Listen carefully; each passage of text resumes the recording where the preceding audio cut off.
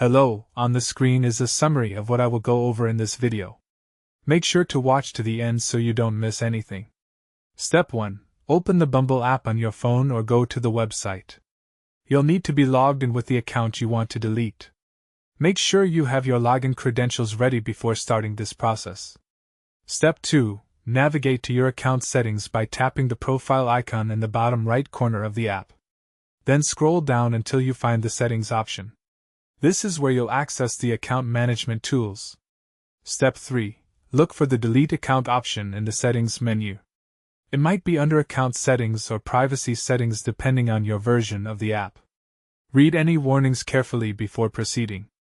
Step 4. Tap Delete Account, and you'll be asked to confirm your decision. The app will remind you that this action is permanent and cannot be undone. You may also need to provide feedback about why you're leaving. Step 5. Complete the final confirmation step by entering your password or using biometric authentication.